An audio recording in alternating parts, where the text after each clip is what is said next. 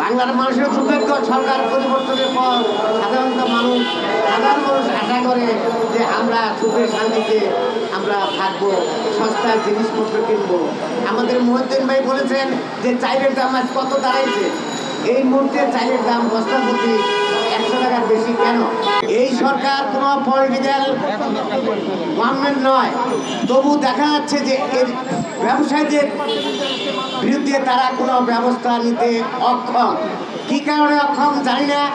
আজকাল আপনারা জানেন একটা টাস্ক ফোর্স আছে, সেই টাস্ক ফোর্সে সামরিক বাহিনীর লোক আছে, তাদেরকে ম্যাজিস্ট্রেসি পাওয়ার দেওয়া হয়েছে।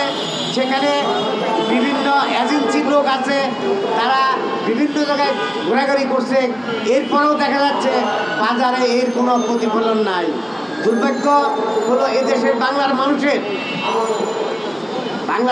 দুর্ভাগ্য, সরকার পরিবর্তনের পর সাধারণ মানুষ আশা করে যে আমরা সুখে শান্তিতে আমরা থাকবো, সস্তার জিনিসপত্র কিনবো। আমাদের মহিউদ্দিন ভাই বলেছেন যে চাইলের দাম আজ কত দাঁড়াইছে। এই মুহূর্তে চাইলের দাম বস্তা প্রতি 100 টাকার বেশি কেন? কী কারণে? এটা ভরা মৌসুম, চাইলের দাম 600 টাকার বেশি দাম একটা চাইলের বস্তা। তাহলে আপনারা বুঝতে পারছেন এ দেশে সাধারণ মানুষের অবস্থা কি, খেটে খাওয়া মানুষের অবস্থা কি। এই গভর্নমেন্টের তো কোনো পলিটিক্যাল ইন্টেনশন নাই, তবে তারা কেন এইসব লোককে আইডেন্টিফাই করতে পারছে না? তার কারণে এখানে ডাল মে কুছ কালা হয়। এখানে আমাদের মনে হয় যে সরকারের ভিতরে কিছু লোক রয়েছে যারা এই ব্যবসার সঙ্গে জড়িত না থাকলে তাদেরকে কেন ধরা হচ্ছে না? আমরা ক্যাবের পক্ষ থেকে মহিউদ্দিন বলেছেন, আমরা প্রায়ই আপনারা জানেন মানববন্ধন করি। আমরা বিভিন্ন ডিস্ট্রিক্টে আজ মানববন্ধন হচ্ছে, বিভিন্ন জেলায় জেলায় হচ্ছে। আর আমরা তো আমাদের তো আইনগত কোনো ভিত্তি নাই, কারো জেল দিতে পারি না। আমরা প্রতিবাদ করতে পারি, আমরা স্মারকলিপি দিতে পারি, কিন্তু আমাদের কারো জেল ফাঁসি দেওয়ার তো ক্ষমতা আমাদের নাই। আজ পর্যন্ত এই 4 মাসের ভিতরে কোনো একটা ব্যবসায়ীকে অ্যারেস্ট করে দেখলাম না জেল হাজতে দোকানে হয়েছে।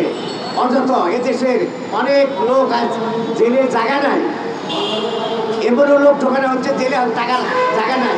একটা ব্যবসায়ী কেন জেলে ঢোকাতে পারতেছেন না? তাহলে এখানে আপনাদের দুর্বলতা কথা কোথায়, আপনাদের গাফিলতি কোথায়, সেটা এই দেশের জনগণ জানতে চায়।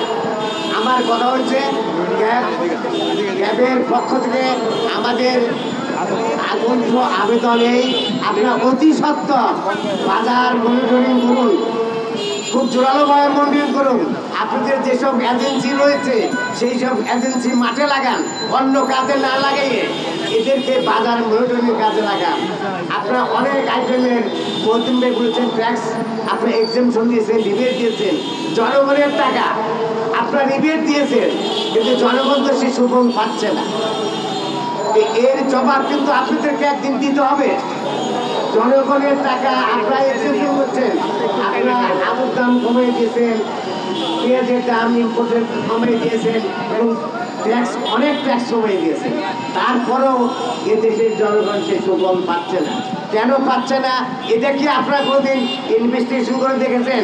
এটা কি রিসার্চ করে দেখেছেন? আপনারা অনেক রিসার্চ, অনেক কমিটি করেছেন। এই বাজার এই একটা কমিটি আপনারা করেন না কেন?